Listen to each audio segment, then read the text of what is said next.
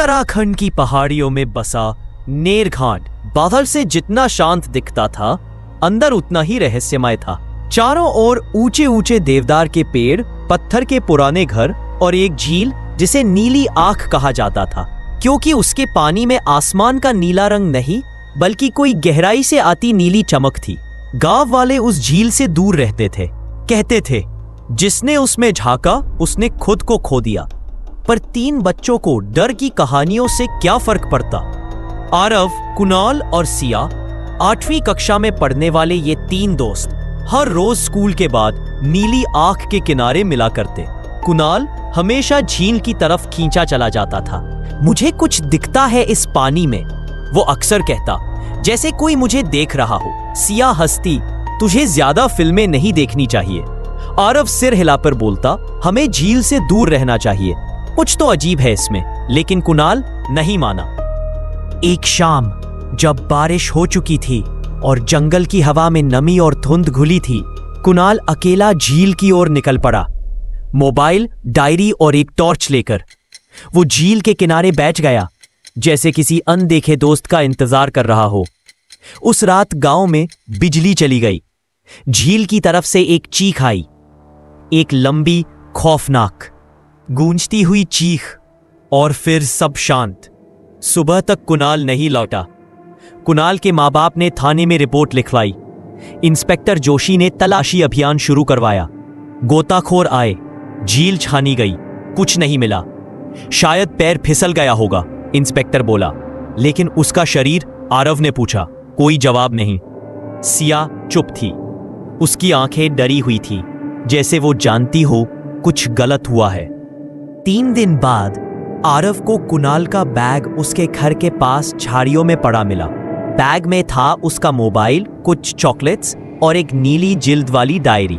Diary के आखिरी पन्नों पर यह लिखा था, झील के नीचे एक दरवाजा है, वो मुझे बुलाता है, मैं उसे देख सकता हूं हर रात अपने सपनों में। दरवाजे के पीछे एक और दुनिया है, वही असली है। मैं आज वहां जाऊंगा। अगर मैं वापस ना आ सकूं तो मत आना मेरे पीछे। आरव ने डायरी पढ़कर सिया को दिखाई। ये पागलपन है, सिया चीख पड़ी। या सच्चाई? आरव की आवाज धीमी थी। दोनों ने तय किया वो रात में झील तक जाएंगे, ठीक वैसे ही जैसे कुणाल गया था। रात 12 बजे झील पर सिर्फ हवा की आवाज और उनका टॉर्च। सिया ने कांपते हुए कहा, क्या हम ठीक कर रहे हैं? आरव बोला, अगर कुणाल फंसा है तो हमें उसे निकालना होगा। झील के पानी में जैसे कोई हलचल थी। एक नीली रोशनी तल से ऊपर आ रही थी। वो देखो, सिया चिल्लाई। नीचे झील के तल में एक बड़ा गोल दरवाजा चमक रहा था, मानो किसी दूसरी दुनिया का रास्ता हो। दोनों ने ऑक्सीजन मास्क पहने और झील में उतर गए। जैसे ही उन्होंने दरवाजे को छुआ, एक जबरदस्त झटका लगा। अगले पल सब बदल चुका था। आरव और सिया अब एक दूसरी जगह पर थे, बिल्कुल नेरघाट जैसी जगह, लेकिन सब कुछ काला, सड़ा हुआ और डरावना। घरों पर काई जमी थी, हवा में बदबू थी और आसमान पर काले बादल स्थिर थे। हम कहां आ गए? सिया ने कांपते हुए पूछा। ये उल्टा संसार है, आरव बोला। कुछ दूर एक साया दिखा। वो कुणाल था, लेकिन अब वो वैसा नहीं रहा। उसकी आंखें काली थी, चेहरा भाव शून्य। तुम क्यों आए? उसकी आवाज एक साथ कई आवाजों जैसी गूंज रही थी। हम तुम्हें लेने आए हैं, आरव बोला। कुणाल ने हंसते हुए कहा, मैं अब वापस नहीं जा सकता और तुम भी नहीं जाओगे। अचानक जमीन कांपी। एक काली धुंध से बनी विशाल आकृति सामने आई, इंसानों जैसी, लेकिन चेहरा धुंधला। उसकी आंखों से धुआं निकल रहा था। मैं काल साया हूं। जो दरवाजे से गुजरते हैं उनकी आत्मा मेरी हो जाती है। सिया ने चिल्लाकर कहा, हम कुणाल को लेकर वापस जाएंगे।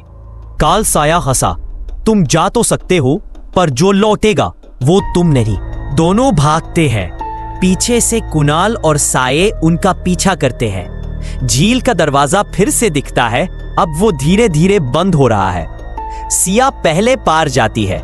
आरव आखिरी क्षण में कूदता है। एक साया उसकी टांग पकड़ लेता है। चेतना वापस आते ही दोनों झील के किनारे पाते हैं, बिल्कुल गीले, थके हुए, लेकिन जिंदा। लेकिन आरव की आंखें थोड़ी अजीब थीं, जैसे उनमें हल्की नीली चमक हो। गांव वालों को उनकी बातों पर विश्वास नहीं होता। कहा जाता है वे सदमे में हैं। पर अब रात में कभी कभी झील से एक धीमी सी गूंज आती है। अब अगला पौन।